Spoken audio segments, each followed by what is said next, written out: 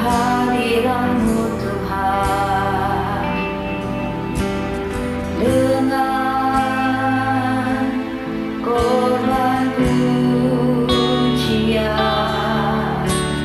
Asuh hadirat-Mu Tuhan, berhiaskan kekudusan.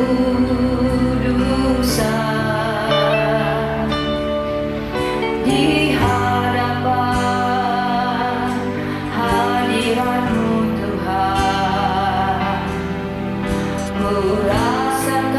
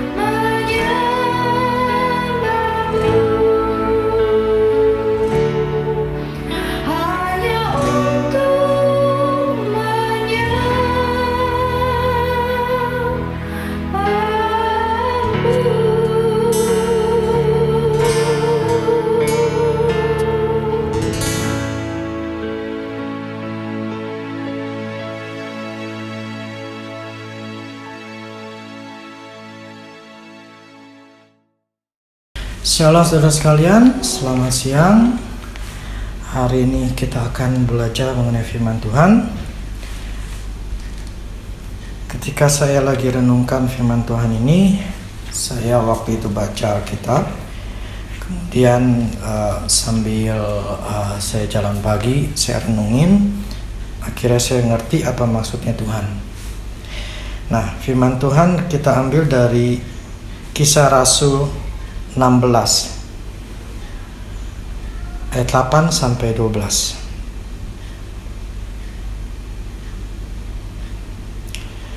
Setelah melintasi Misia, mereka sampai di Troas. Pada malam harinya tampaklah oleh Paulus suatu penglihatan, ada seorang Makedonia berdiri di situ dan berseru kepadanya. Katanya, "Menyeberanglah kemari dan tolonglah kami."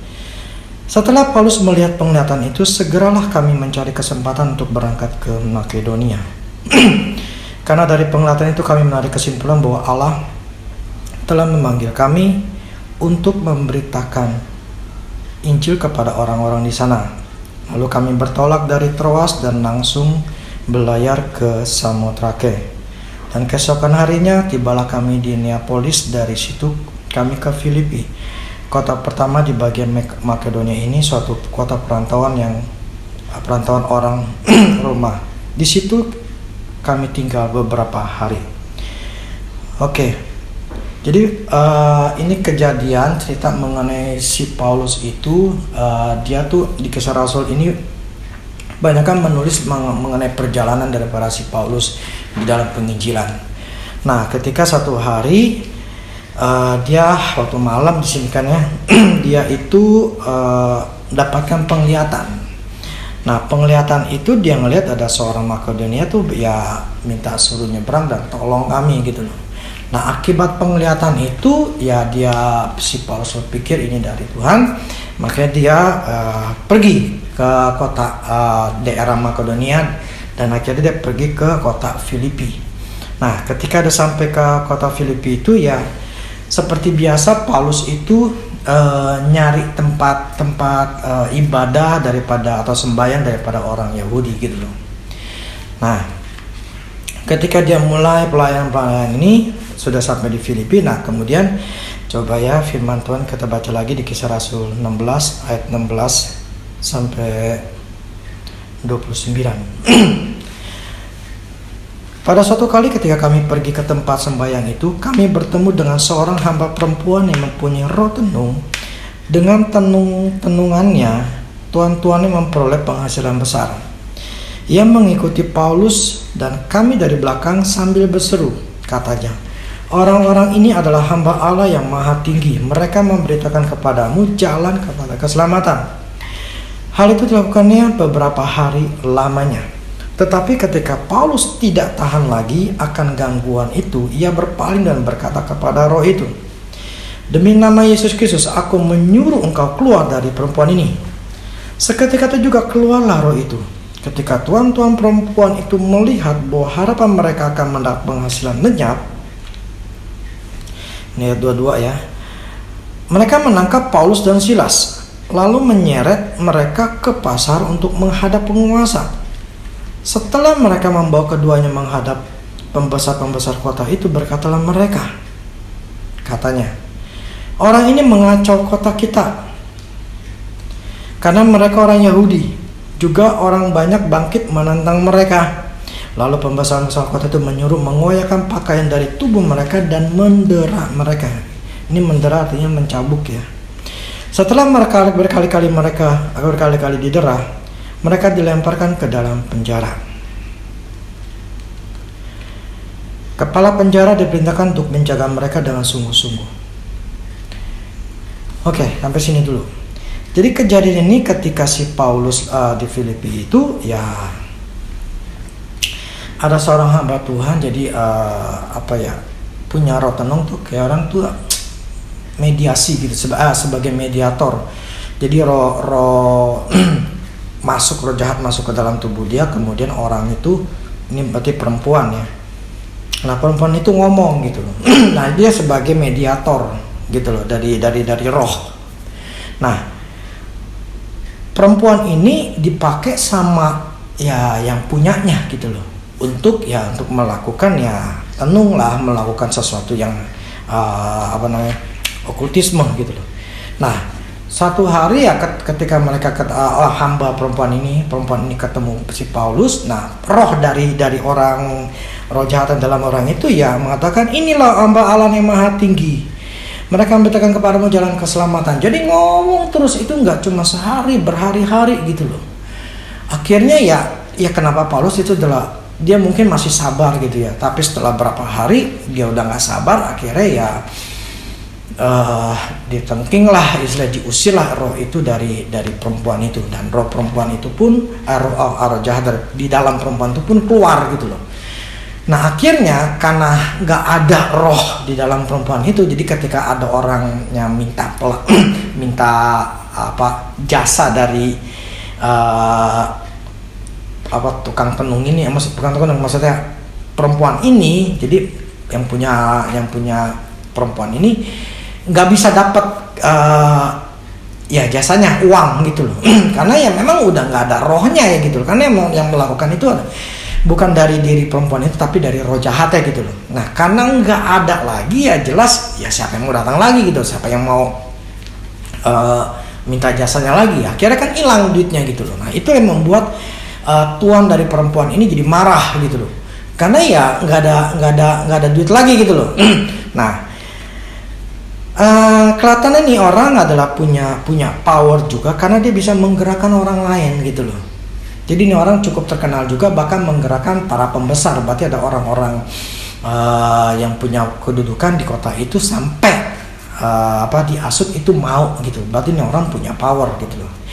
Nah akhirnya mereka berteriak marah, kemudian mereka nangkap Paulus dan Silas gitu loh. Nah ketika ditangkap, mereka itu dicambuk gitu loh. Mereka didera atau dicambuk berkali-kali gitu loh, sampai akhirnya dibawa suruh ke penjara gitu loh. Diperintahkan untuk menjaga mereka dengan sungguh-sungguh. Nah sesuai dengan perintah itu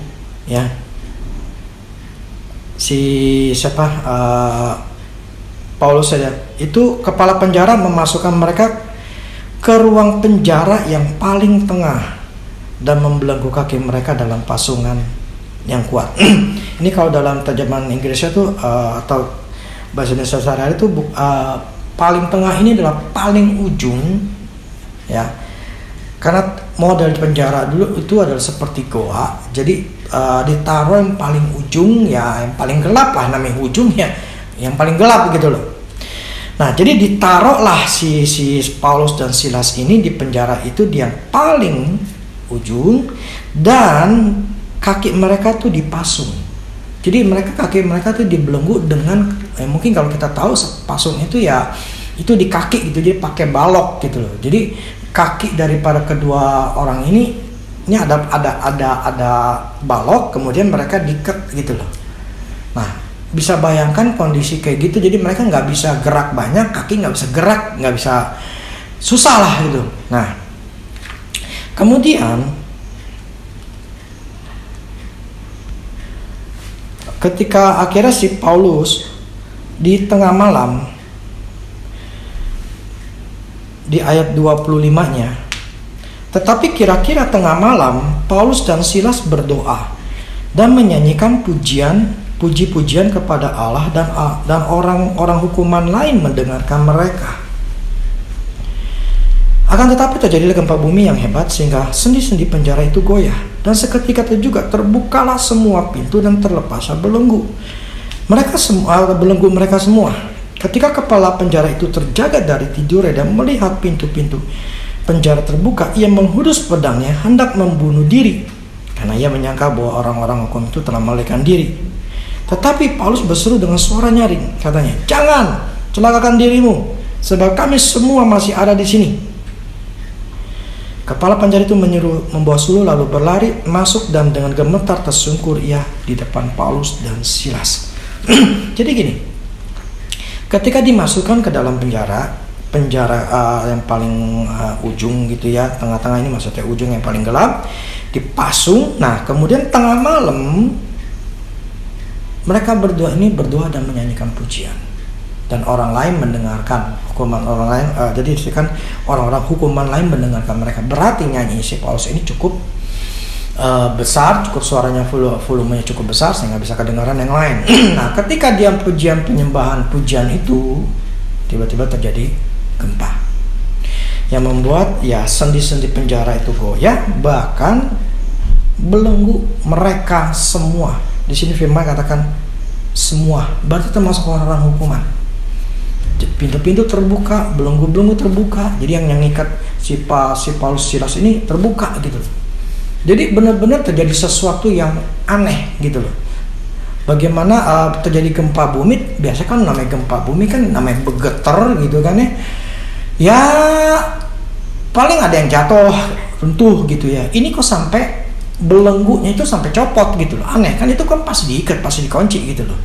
Pasti digembok gitu loh. Tapi ini bisa bisa copot gitu. Yang lain pintu-pintu penjara juga semuanya copot gitu loh. Ini aneh gitu loh. Kok bisa terjadi? Nah, oke, begini. Apa yang terjadi di Paulus ini, kita mungkin sering dengar bahwa pujian penyembahan itu menghasilkan kuasa. Nah, saya tidak bicara itu. Saya ingin bicara bagaimana Paulus bisa bisa melakukan pujian penyembahan. Dan kenapa itu bisa terjadi namanya gempa. Nah, ini akan mempengaruhi buat diri kita supaya kita tahu bahwa ini yang saya renungkan ketika saya pelajari ya, ini bicara masalah kesetiaan. Loh, kok aneh kesetiaan gimana? Bukan bicara pujian penyembahan. Yang Tuhan ajarin saya pada waktu itu adalah masalah kesetiaan. Kesetiaan. Maksudnya apa kesetiaan? Begini. Kita tahu bahwa ketika saat itu Paulus itu kan mengalami penderitaan. Maksudnya dicambuk. Itu kan sesuatu yang membuat dia itu sakit badan, dicambuk gitu ya. Dikatakan dengan sangat berat gitu loh. Diteranya itu bukan sekali-sekali. Saya kan tanya, karena namanya orang lagi emosi, itu mukulnya, nyambuknya pelan atau langsung kencang? Ya, pasti akan sekuat tenaga gitu loh. Ya, karena sudah ada kebencian terhadap Paulus dan Silas. Mengapa dia harus cabut gitu loh? Cambuknya benar-benar sangat kencang sekali. Nah, jadi Paulus itu menderita atau dicambuk itu karena melepaskan roh jahat dari perempuan yang dijadikan sebagai media. Nah, jadi bisa bayangkan kondisi saat itu, secara tubuhnya Paulus masih merasakan sakitnya. Itu luka, itu sakit. Apakah dia dikasih baju? Karena di sini firman katakan dikoyak, dirobek bajunya Paulus. Nah, kalau kita nonton nih orang-orang yang lagi tangkap sama polisi, mereka nggak pakai baju kan, ditelanjangin gitu kan. Nah, jadi bisa bayangkan pada waktu itu si Paulus, dia kan mau nggak mau duduk doang karena dipasungkan. Yang namanya pasung nggak mungkin berdiri lah, pasti duduk gitu kan. Nah, ketika duduk, bisa bayangkan ketika dia mau senderan, itu berasa lukanya seperti apa? Sakit. Ya. Dan saat itu kejadian siang, ini kejadian malam. Lapar nggak? Haus nggak? Ya, kita memang nggak tahu. Tapi apakah di penjara ada kepedulian, apalagi baru kejadian?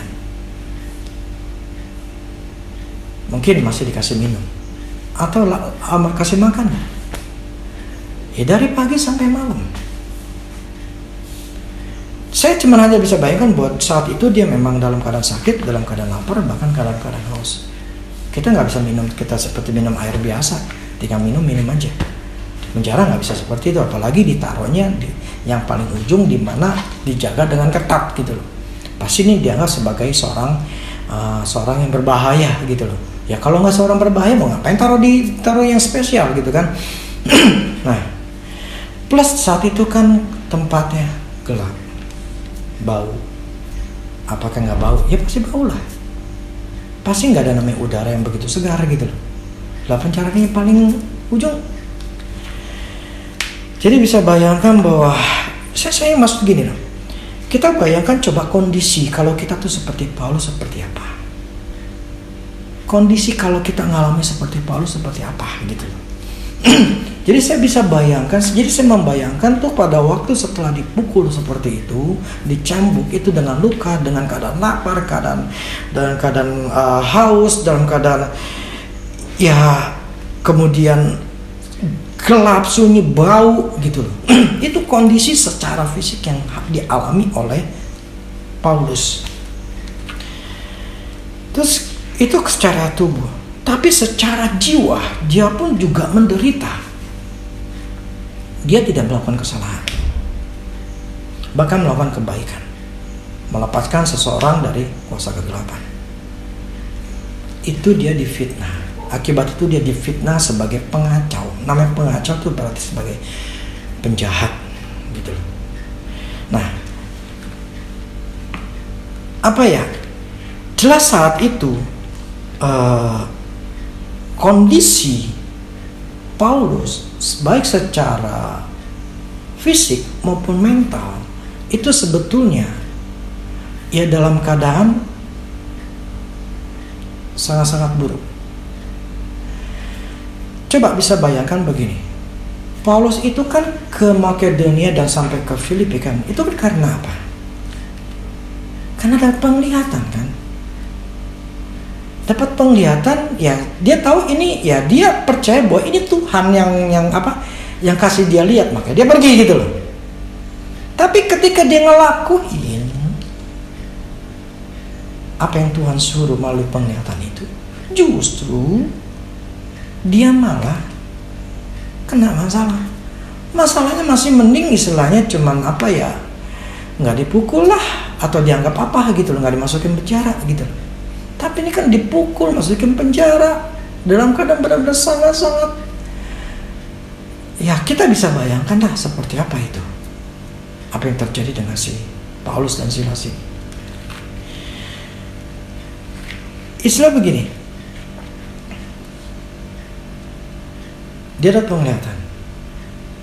Tapi dengan penglihatan dia ngelakuin. Tapi ketika dia ngelakuin, justru dia malah jadi menderita.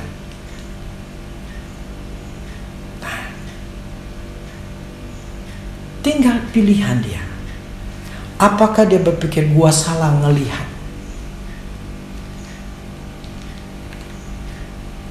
Gua salah ngelihat penglihatan Tuhan. Kalau memang Tuhan, kenapa gua jadi menderita? Kalau memang Tuhan, kenapa gua jadi susah?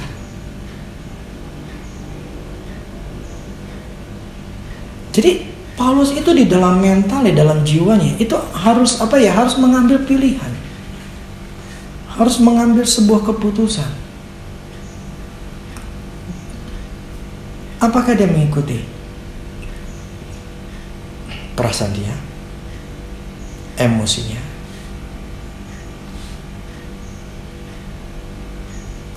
rasa sakit secara tubuh yang nggak bisa dihilangkan saat itu? Ya dong, nggak mungkin hilang, orang baru. Sakitnya itu seperti apa?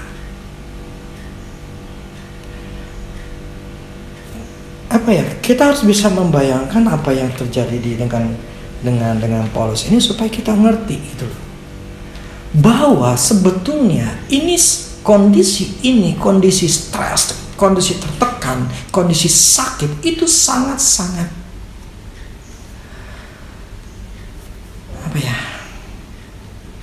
terlalu mudah untuk manusia menjadi kecewa. Ya. Disinilah keputusan yang diambil oleh si Paulus dan Silas di dalam penderitaan. Dan keputusan dia adalah berdoa dan menyanyikan pujian. Pujian itu artinya mengakui ya Yesus sebagai Tuhan, mengagungkan Tuhan Yesus, menyembah artinya ya mengakui Yesus sebagai Tuhan dan Juru Selamat. Nah, pertanyaan saya begini.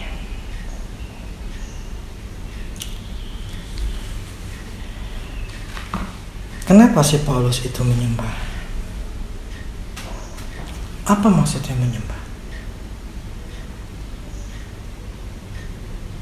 Begini. Situasi keadaan sulit seperti itu, Paulus memilih menyembah Tuhan. Maksudnya apa sih menyembah? Dan nanti begini, tuh kita kalau nyanyi kan itu menyembahkan gitu kan. Kita ya dengerin lagu-lagu rohani, kita menyanyi, ya kita menganggap diri kita sedang menyembah Tuhan.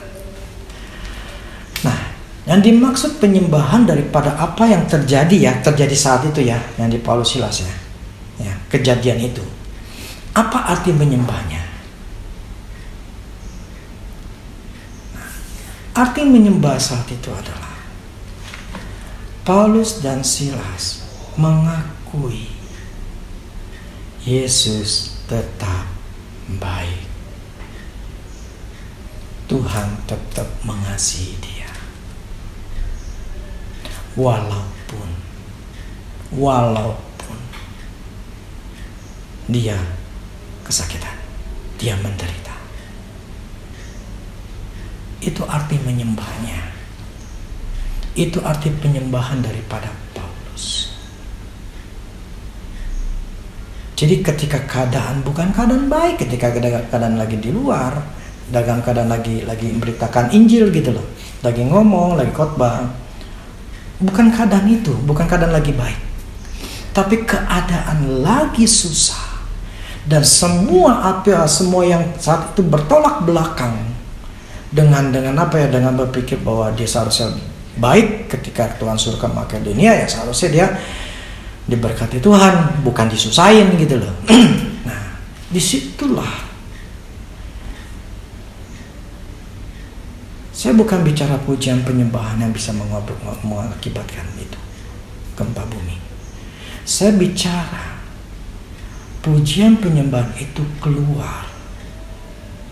Penyembahan itu keluar dari dasar hati mengasihi Tuhan. Taunya dari mana? Orang yang mengasihi Tuhan akan selalu bisa mengatakan, mengakui Tuhan, engkau tetap baik. Tuhan, engkau tetap mengasihiku. Engkau Tuhan yang sangat luar biasa dan peduli dengan aku. Itulah bentuk penyembahan yang murni saat kita susah. Saat kita belum dapat apa-apa, saat kita tidak mendapatkan apa-apa, saat kita apa yang kita harapkan tidak dapat, saat kita melihat bahwa apa yang kita lakukan gagal, saat kita melihat segala sesuatu semakin berantakan, disitulah muncul di dalam diri kita perkataan kita, apakah kita kecewa, apakah kita bisa menyembah Tuhan, memuji Tuhan. Itulah pilihan kita. Jadi bukan masalah pujian penyembahan akan menyebabkan gempa bumi, akan menekan mukjizat. Bukan masalah pujian penyembahannya, tapi masalah hatinya. Di dalam keadaan susah bisa nyembah atau enggak. Semakin terpuruk penderitaan yang dialami Paulus, itulah semakin kuasa Tuhan itu semakin nyata. Maka dikatakan di dalam kelemahanku lah kuasa Tuhan itu nyata. Nah, itu maksudnya gini, yang menyebabkan mukjizat terjadi karena dari mulut Paulus dan Silas itu masih ada perkataan Allah itu baik. Masih bisa nyembah Tuhan. Artinya apa? Dia tidak melihat kesakitan dia, tapi dia melihat Tuhannya. Nah, itulah yang jarang diketemukan oleh orang Kristen. Yaitu apa? Kesetiaan. Loh, apa hubungannya? kesetiaan dengan pujian penyembahan yang Paulus alami? Gini loh. Yang namanya kesetiaan itu adalah selalu melakukan satu hal terus menerus tanpa melihat kondisi ataupun kejadian yang ada. Jadi tetap berpegang teguh untuk selalu melakukannya. Jadi saat itu Paulus itu dalam keadaan kesulitan dia tetap setia melayani Tuhan. Loh, apalagi hubungannya dengan melayani Tuhan? Begini. Arti kata melayani Tuhan begini, sesuatu yang kita gini lah, melayani itu artinya kita mempersiapkan atau menolong, menolong seseorang untuk kepentingan orang itu gitu loh. Jadi kita ya bikin apa, mempersiapkan lah untuk nolong orang lain supaya itu kan untuk kepentingan dia gitu loh. Nah, itu namanya melayani. Jadi kalau melayani Tuhan berarti kita sebetulnya mau utamakan kepentingan Tuhan dibanding kepentingan diri kita gitu. Jadi kita melakukan kepentingan Tuhan, bukan melakukan kepentingan diri kita gitu loh. Itu namanya kita melayani Tuhan gitu loh. Itu namanya melayani. Jadi mengutamakan. Nah, Paulus tetap setia melayani Tuhan di dalam keadaan itu. Bukan saat itu dia dalam keadaan sedang khotbah setia melayani Tuhan, bukan. Jadi setia melayani itu bukan berarti kita lagi berkhotbah, kita lagi main musik, kita setia melayani Tuhan gitu loh. Bukan itu maksudnya. Tetapi kesetiaan dari Paulus ini yang diuji saat menderita. Gini loh, Tuhan ingatkan saya begini.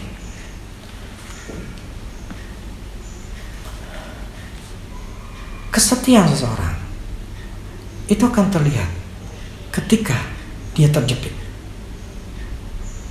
ketika dia bermasalah, ketika dia ada sesuatu yang mengganggu dalam dirinya membuat dia menjadi goyang. Jadi kesetiaan itulah sebetulnya yang saya bicarakan yang dialami oleh Paulus. Bukan pujian penyembahannya, tapi kesetiaan Paulus di dalam kondisi kesakitan menderita itu, dia tetap melayani Tuhan. Bukan di dalam keadaan melayani Tuhan dalam keadaan normal, tapi dalam keadaan abnormal, kesengsaraan itulah dia tetap melayani Tuhan. Seseorang tidak akan pernah bisa menyembah Tuhan, melayani Tuhan, kalau di dalam hatinya tidak ada kasih Tuhan. Tidak akan bisa. Sebab begini, melayani Tuhan berarti mementingkan kepentingan Tuhan, bukan kepentingan diri kita sendiri. Kita melayani Tuhan, kita melakukan kehendak Tuhan, bukan melakukan kepentingan kita sendiri, tetapi kita melakukan kepentingan Tuhan. Jadi kita punya kepentingan, entah itu emosi, entah itu apa aja lah, entah itu uang, entah itu harga diri, entah ya capeknya lah. Nah itu entah ya masalah jarak lah, entah masalah banyak lah, tenaga capek gitu. Nah itu sesuatu yang kita memilih. Kita mau melayani Tuhan atau kita melayani diri kita sendiri gitu loh. Karena dari situ akan ada emosi yang timbul, akan ada sebuah pikiran-pikiran yang akan timbul yang membuat kita harus memutuskannya. Kita mau apa ya? Mau ngikutin diri kita sendiri, ya kan? Kita kecewa atau kita memutuskan mengikuti apa kata Tuhan. Gitu loh. Nah, inilah yang maksudnya daripada apa? Kesetiaan. Nah, problemnya kesetiaan itu sifatnya pribadi. Jadi kesetiaan itu sifatnya pribadi, bukan sifatnya kolektif banyak orang. Sifatnya itu diri kita sendiri masing-masing. Jadi masing-masing kita itu yang memilih untuk melakukan atau tidak melakukannya. Itu namanya kesetiaan. Jadi kalau kita setia berarti kita sering akan tetap melakukannya walaupun situasi kondisi tidak enak. Itu namanya setia. Jadi kesetiaan itu tidak bergantung dengan apapun yang ada di dalam dunia, Tergantung dalam segala keadaan yang terjadi gitu loh. Jadi Paulus melayani Tuhan itu bukan waktu lagi di luar penjara, tetapi ketika di dalam penjara, disitulah dia melayani Tuhan. Maksudnya apa melayani Tuhan? Dia mementingkan, mengatakan Yesus lebih utama dibandingkan kesakitan atau emosi dia. Nah, itu pilihan Paulus. Dia tetap setia melayani Tuhan. Dia tidak melayani emosi dia. Dia tidak melayani kesakitan yang dia alami habis dicambuk. Dia tidak pedulikan itu.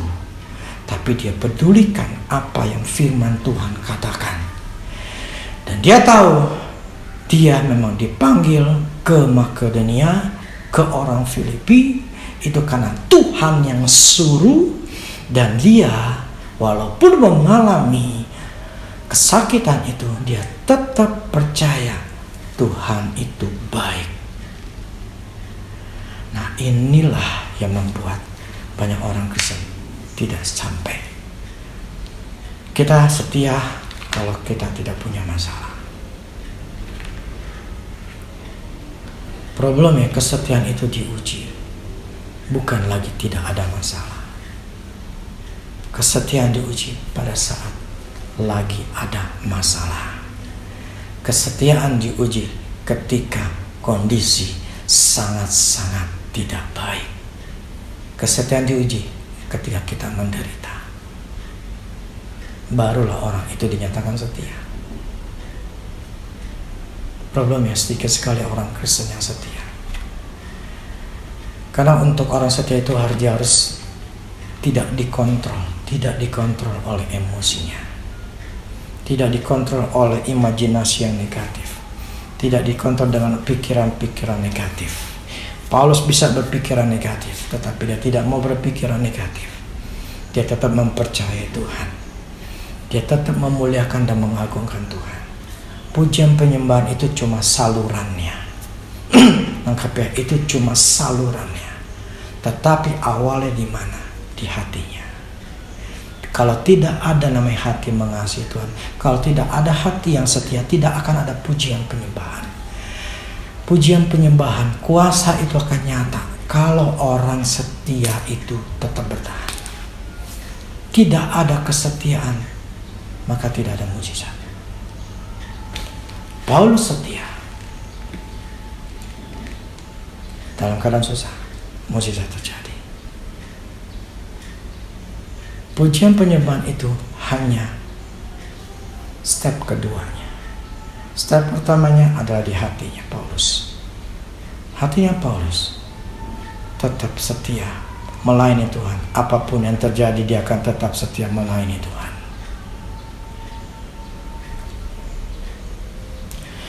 Inilah yang sebetulnya yang kita harus punya sebagai orang Kristen.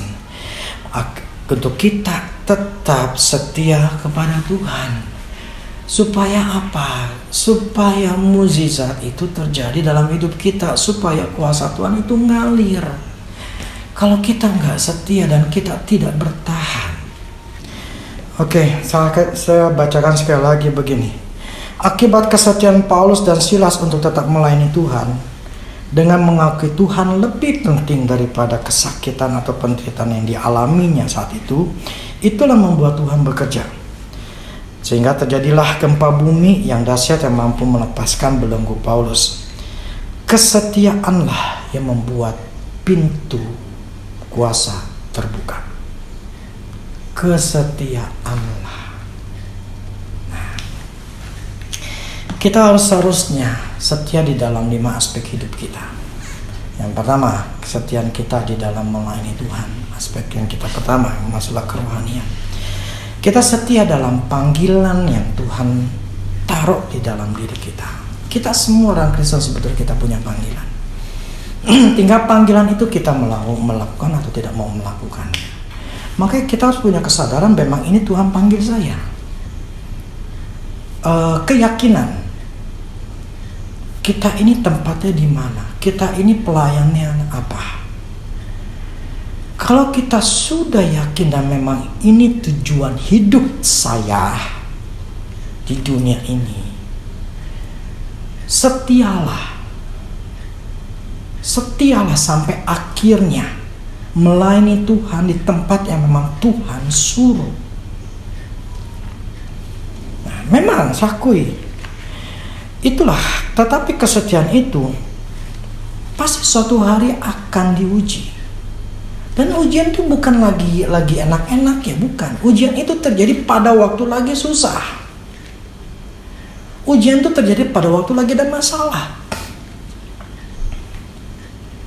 Nah, pada waktu masalah itulah tinggal kita berpikir negatif atau kita berpikir positif. Kita tetap mengakui Tuhan ada sebagai yang utama, atau kita mementingkan kepentingan kemarahan kita, emosi kita, merasa bla bla segala macam. Nah, itu kita yang memutuskannya, bukannya Tuhan. Makanya saya katakan, kesetiaan itu personal, pribadi masing-masing. Karena itu bicara hati masing-masing yang memutuskannya gitu loh. Mau tetap setia, mau ngelakuin atau tidak gitu loh. Makanya kesetiaan untuk orang tetap berpegang atau mau hidup di dalam panggilannya Allah itu sedikit. Itu sedikit sekali yang setia. Makanya kita yang memutuskannya. Apakah kepentingan Tuhan atau diri sendiri. Nah, kemudian adalah kita setia dalam perkawinan. Ketika suami istri, disitulah kita ada namanya kesetiaan. Ketika ada masalah dengan suami istri, apakah kita tetap setia dalam perkawinan itu? Kesetiaan itu pasti akan diuji. Kesetiaan dalam perkawinan pasti akan diuji. Tinggal kita memilih, kita mengikuti kepentingan diri sendiri, emosi kita sendiri, atau kepentingan Tuhan. Ya, karena memang Tuhan sudah mengatakan seperti itu, untuk kita hidup yang benar gitu, hidup yang kudus. Nah, itu kita pasti akan diuji sampai kita ya bisa memenangkan, kita memilih yang mana. Itu keputusan daripada kita. Nah, juga kesetiaan dalam pekerjaan. Dalam pekerjaan begini. Ketika kita tahu apa yang Tuhan suruh, kita tahu ketika Tuhan suruh kita kerja A atau kita punya bisnis A, gitu ya. Kalau kita tahu bahwa memang ini Allah ingin kita lakukan, kita akan setia untuk melakukannya tanpa menyerah, tanpa putus asa, untuk terus bisa memenangkannya. Sebab tanpa kesetiaan tidak ada yang namanya mukjizat. Tanpa kekuatan untuk terus maju, tidak akan pernah ada keberhasilan. Jadi kita harus punya namanya daya juang. Itu berasal dari kesetiaan, karena gue tahu ini memang kehendaknya Tuhan. Nah, kalau ada orang-orang yang kerjaan itu menclok, itu adalah orang yang nggak setia, gitu loh. Yang saya maksud nggak berapa lama, nggak ada, cuma berapa bulan pergi lagi, pergi lagi, cari lagi. Jadi maksudnya bukan kita mencari, memang kita harus cari pengalaman, tetapi bisa terlihat kalau orang itu mudah bosan, mudah ketika ada ada tantangan sedikit udah nyerah, udahlah gue cari yang lain. Terus ngelakuin ini, nggak bisa, dia pergi lagi cari yang lain. Jadi nggak punya daya tahan, kesetiaan untuk tetap melakukan ini dengan satu sikap, gue mesti berhasil. Nah, kalau kita nggak setia, kalau kita nggak punya daya juang, kalau kita tidak putus asa, melakukan yang jadi kehendaknya Tuhan, kita akan menemukan pintu keberhasilan. Ya, pintu keberhasilan, pintunya bisa kebuka. Kita nemu pintunya, kebuka. Tetapi itu susah gitu loh. Karena memang tuh cari orang setia ngelakuin itu dalam kerjaan itu nggak mudah. Makanya tidak banyak orang berhasil. Karena nggak setia. Ketika ada satu kesalahan, kesulitan, kerugian, ya kemustahilan, itu membuat dia sudah nyerah. Berarti kan dia gak setia kan? Dia udah menyerah. Padahal itu memang kehendak Tuhan untuk dilakukan. Ya sudah, dia gak dapat yang namanya kuasa Tuhan yang dibukakan. Kesetiaan itu diuji pada waktu terjadi masalah. Kesetiaan itu teruji pada waktu keadaan sulit. Kita masih setia nggak? Kita masih bertahan nggak? Yang saya maksud ini, tahu dulu kehendak Tuhan ya. Susah ya kalau itu bukan kehendak Tuhan ya kita nggak ngapain gitu loh. Kita tetap berusaha tapi itu bukan kehendak Tuhan. Jadi tetap harus tahu kehendak Tuhan dulu. Jadi jangan melakukan sesuatu tuh karena lapar mata, karena dengerin orang lain, karena diiming-iming orang lain, kita melakukannya tanpa kita bertanya ini kehendak Tuhan atau enggak. Tapi kalau kita sudah tahu ini kehendaknya Tuhan, ya sudah, setialah dalam pekerjaan itu sampai kita menerobos, sampai kita bisa berhasil. Dan memang nggak mudah, sangat tidak mudah gitu loh. Nah, itulah namanya kesetiaan. Itu kesetiaan dalam keuangan. Ya, ketika kita setia dalam memberi, ketika kita memberi secara persembahan untuk menolong orang lain, untuk membantu orang lain, atau membayar persepuluhan. Karena itu sifatnya pribadi, itu adalah kehendak keinginan manusia masing-masing gitu loh. Ya kalau kamu tidak mau memberi ya terserah, kalau kamu tidak mau membayar persepuluhan ya terserah. Karena itu kan keputusan kita masing-masing gitu loh. Jadi kita ini diberikan kebebasan oleh Tuhan untuk kita memilih, untuk kita melakukan atau tidak melakukan. Maka saya tidak mau memaksa atau unsur pemaksaan ketika seseorang harus memberi gitu loh. Karena itu bukan firman Tuhan, itu bukan dipaksakan atau ditakut-takutin. Karena itu sifatnya adalah pribadi. Lu percaya, lu ngasih. Kalau lu nggak percaya, lu nggak usah ngasih gitu loh. Kalau lu mau lakukan firman Tuhan, lu lakuin. Kalau nggak mau lakuin, ya sudah gitu loh. Tetapi ya saya diuji, kita akan diuji pada waktu kita dalam keadaan susah, dalam keadaan bingung, dalam keadaan negatif, dalam keadaan khawatir. Kita akan diperhadapkan itu. Tinggal kita memilih melayani Tuhan atau melayani diri sendiri. Kita yang memutuskan. Paulus dalam keadaan sakit, dia memilih kepentingan Tuhan dengan menyembah. Dia tetap melayani Tuhan sampai akhirnya kuasa Tuhan melakukan mukjizat. Jadi di dalam aspek hidup ini kita, kesetiaan itu yang masing-masing kita yang memutuskan gitu loh. Nggak mau setia ya sudah, silakan gitu loh.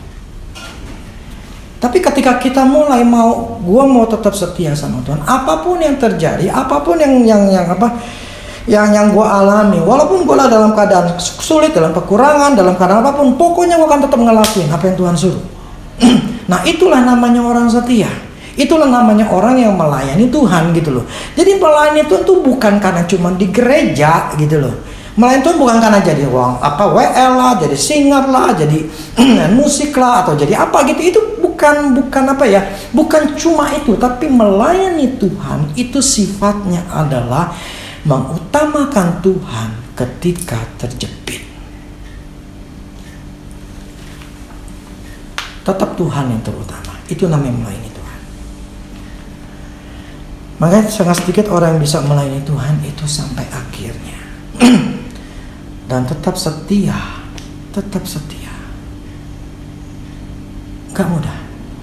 Saya pun pernah diuji. Kita masing-masing semua diuji. Ada yang di sini sebagai walaupun ada jemaat, tapi juga sebagai simpatisan. Ada seperti itu. Bagi saya nggak masalahin. Saya nggak Karena saya ngerti bahwa kesetiaan itu sifatnya personal. Saya nggak bisa maksa. Saya nggak bisa membawa seseorang itu, menakuti seorang itu supaya dia melakukannya, dia memberi, dia harus melayani, dia harus ini. Saya nggak mau seperti itu. Makanya apa ya? Mahanim sebetulnya diberikan kebebasan gitu loh. Lu mau ngasih silakan, lu nggak mau ngasih juga nggak apa-apa. Lu mau tetap melayani di Mahanim juga boleh, nggak mau ngelayani juga ya nggak masalah. Kenapa? Karena hati manusia itu nggak bisa dibohongin. Hati manusia itu dia di dirinya sendiri, dan hati manusia itulah dia sendiri. Kalau dia negatif ya sudah, mau dibilang apa? Nggak bisa paksa orang untuk suruh gitu loh. Karena memang udah negatif, hatinya udah kecewa. Nggak bisa dipaksa. Makanya apa ya? Saya mengambil apa ya? Mengambil kebijakan seperti ini. Ya pola seperti ini karena bagi saya begini. Contoh ada seorang waktu pernah orang datang melayani ke kita gitu loh. minta didoain. Dia bilang dia cerita, bukan saya cerita, dia cerita gitu. Dia ngomong ya saya tuh pernah dilayani ada seorang pendeta A gitu loh. Itu yang ada di BST gitu loh. Dia ketika saya tanya kamu jemaah sini bukan? Bukan Pak, saya bukan jemaah sini. Kamu didoain, bahkan disumpahin. Kamu bayar per bulan nggak? Enggak Pak. Diomel-omel. Nah seperti itu. Jadi apa ya? Ada terbentuk seperti itu. Dan saya dengar kayak gitu, wah, saya nggak bakal mau ngelakuin seperti itu gitu loh. Jadi bahkan ketika orang yang saya layanin pun, saya tidak menyuruh mereka tuh masuk ke jadi jemaat. Enggak. Karena saya bukan orang yang suka narik orang lain gitu. Karena bagi saya begini, segala sesuatu yang dilakukan oleh jemaat itu karena dasar dari hati. Titik. Lu mau melayani dari hati lo aja. Lu mau ngasih, lu dari hati lu. Simple. Saya nggak mau jadi beban dalam diri saya. Karena ya itu kan domba milik Allah. Dan domba itu masih menganggap saya sebagai gembalanya, ya puji Tuhan. Tapi kalau domba itu tidak menganggap saya sebagai gembalanya, ya sudah, saya mau bilang apa? Kan saya nggak bisa maksa gitu loh. Karena kan keputusan dia. Makanya saya nggak bisa memaksa seseorang untuk melakukan. Dan saya pun tidak akan menggunakan senjata firman Tuhan untuk menusuk orang, untuk mempengaruhi orang. Karena saya diajarkan oleh Tuhan gak seperti itu. Saya tidak cari pengikut. Bagi saya adalah saya melayani karena memang Tuhan suruh saya. Dan saya akan melakukannya dengan setia. Di dalam 5 aspek hidup saya akan melakukan dengan setia. Di dalam kerohanian saya akan tetap setia. Di dalam keluarga saya akan tetap setia, sebagai suami, sebagai bapak saya akan tetap setia. Di dalam kesehatan saya akan tetap jaga setia, dalam arti menjaga tubuh saya untuk selalu tetap baik, untuk sehat. Kemudian saya tetap dalam pekerjaan saya tetap melayani Tuhan, saya tetap punya bisnis, saya tetap setia, saya harus tetap setia dalam arti tetap bertahan untuk bisa sampai goal, sampai berhasil. Kelima, saya setia dalam hal memberi, saya dalam memberi persepuluhan, menolong orang lain, saya akan tetap setia dalam hal itu. Karena memang itu bagian yang Tuhan berikan sama saya. Karena ketika kita melakukan kesetiaan ini, seperti Paulus yang alami kuasa Tuhan mengalir. Karena bagi saya bahwa firman Tuhan itu tidak pernah gagal. Apa yang kita lakukan, kita pasti tuai. Kita tabur, kita akan tuai. Itu aja. Dan saya percaya apa yang saya tabur pasti akan menghasilkan buah. Buah yang baik yang Tuhan sudah sediakan bagi saya. Dan menurut saya lebih baik bagi kita yang mendengar, terutama jemaat Mahanaim, setialah. Tetap setialah. Setia ketika engkau tahu bahwa engkau ditempatkan di Mahanaim. Dan ketika engkau tahu kau tempatmu di Mahanaim, janganlah jadi simpatisan. Cobalah menjadi domba atau jemaat.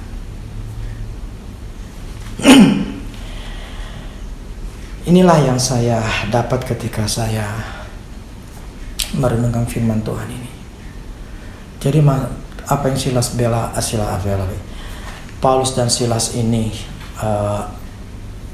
alami, itu bukan masalah pujian penyembahan saja. Itu adalah langkah keduanya. Langkah pertama dimulai dari hati. Kalau engkau tidak punya hati seperti Paulus dan Silas, kau tidak akan pernah bisa melihat mukjizat.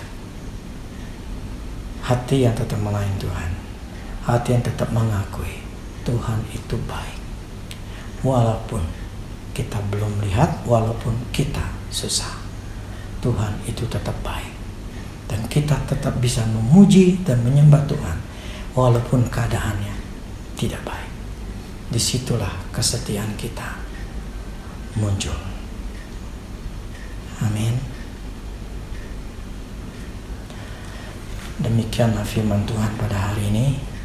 Biar kita semua belajar dan belajar. Karena firman Tuhan itu kita butuh. Kita butuh firman Tuhan untuk hidup kita tetap di dalam keadaan dikuasai oleh Tuhan. Di luar Tuhan kita akan susah. Di dalam Tuhan kita akan bahagia. Itu janjinya Allah. Itu janjinya Allah.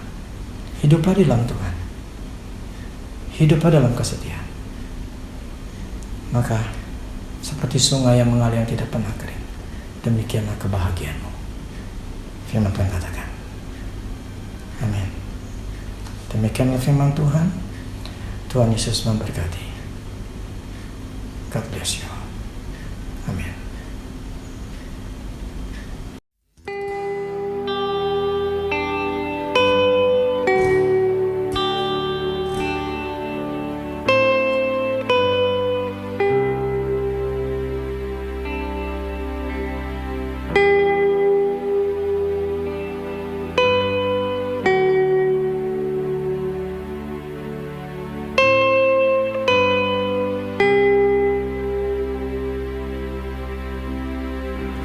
Masuk hadirat-Mu Tuhan dengan korban pujian. Masuk hadirat-Mu Tuhan, berhiaskan kekudusan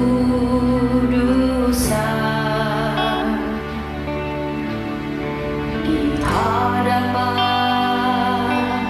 hadirat-Mu Tuhan. Ku rasakan kedamaian di hadapan hadirat-Mu Tuhan. Ku nampak